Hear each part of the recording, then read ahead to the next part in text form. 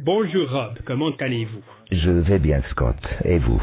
Ça va bien. Je suis ravi de parler du plan prénatal, des âmes et de tous ces sujets passionnants que vous explorez depuis des décennies, en apprenant, en découvrant et en approfondissant.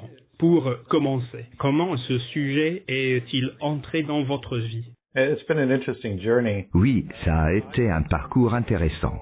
Vous savez, je viens du monde de l'entreprise. J'ai, à vrai dire, un MBA et pendant de nombreuses années, jusqu'à mes 40 ans, ce qui remonte plus loin que je ne tiens à l'admettre, j'ai travaillé dans le marketing et la communication en entreprise. Et je n'aimais pas ça du tout. C'était profondément insatisfaisant. And all the time that I was Et pendant toute cette période, j'avais cette sensation persistante, un véritable pressentiment en fait, que j'étais censé faire autre chose. J'avais une autre mission à accomplir sur Terre, mais je ne savais pas ce que c'était, et je ne savais même pas comment le découvrir. And then in 2003, Et puis, en 2003, l'univers a littéralement organisé une sorte d'intervention. Et 3 événements se sont produits en l'espace de quelques semaines, ce qui a complètement réorienté ma vie. one was Le premier, c'est quand j'ai fait ma toute première séance avec un médium qui a canalisé mes guides spirituels.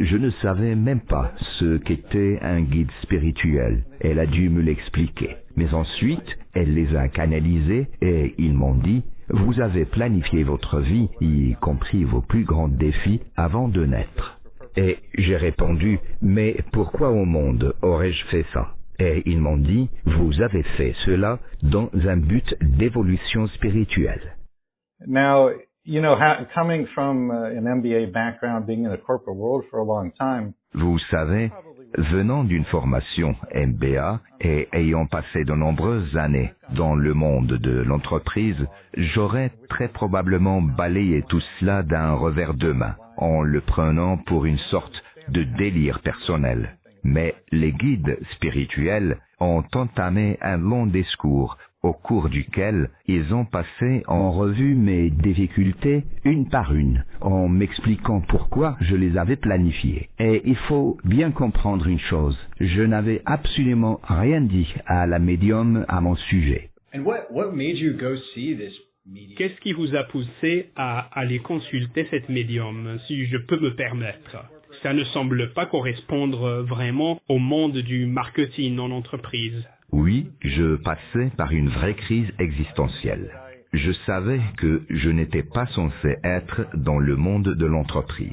Je savais que je devais faire autre chose, quelque chose de très précis, mais je ne savais pas quoi.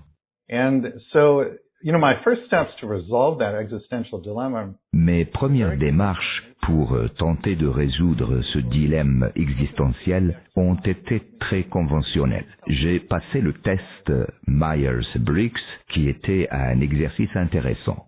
Ça m'a apporté quelques éclairages, mais ça ne m'a pas dit quoi faire de ma vie.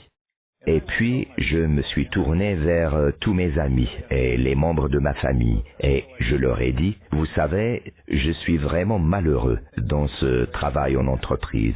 J'ai le sentiment que je devrais faire autre chose, mais je ne sais pas quoi. Qu'est-ce que vous pensez que je devrais faire? Et personne n'avait la moindre idée. De toute façon, personne ne peut répondre à ce genre de questions à votre place.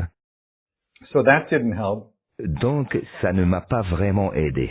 Et je me suis dit qu'il devrait bien exister un moyen d'obtenir un éclairage sur la raison pour laquelle je suis ici, sur la planète Terre. Quelle solution un peu hors des sentiers battus pourrait m'apporter cette compréhension? Et une idée m'est venue, aller consulter une médium, ce qui ne faisait absolument pas partie de mon parcours. Je ne croyais pas du tout à la médiumnité à l'époque, mais honnêtement, j'étais désespéré et je me suis dit, pourquoi pas? Après tout, ce n'est qu'1 heure de mon temps.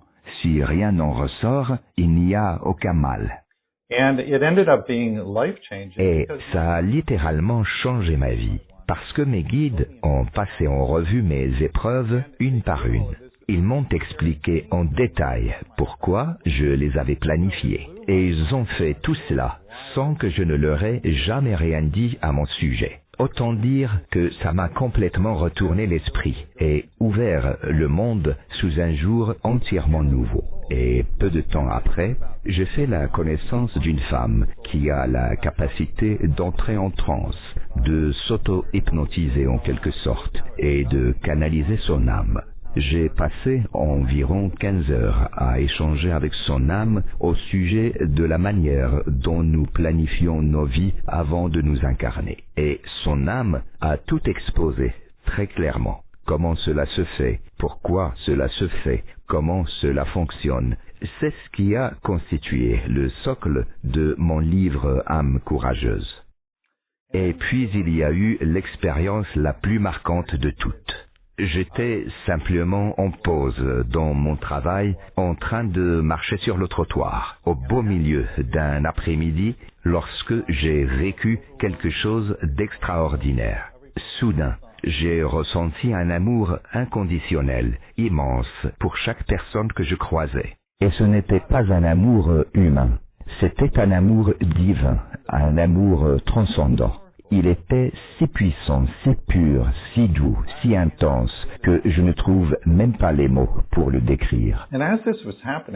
Et pendant que ça se produisait, on pourrait dire que j'ai été amené à savoir. J'ai su, sous l'action d'une force bien plus grande que moi, que nous sommes l'amour. Chacun de nous est littéralement cet amour, avec un A majuscule. Nous sommes faits de cet amour et nous sommes ici pour l'exprimer. Cette connaissance m'a été donnée. Et la combinaison de ces trois expériences a tout changé. J'ai quitté le monde de l'entreprise. Je me suis engagé sur le chemin qui m'a conduit à écrire mon livre Âme courageuse et puis aux 2 autres livres, ce qui m'a amené vers une vie totalement différente et infiniment plus épanouissante que celle que je menais auparavant.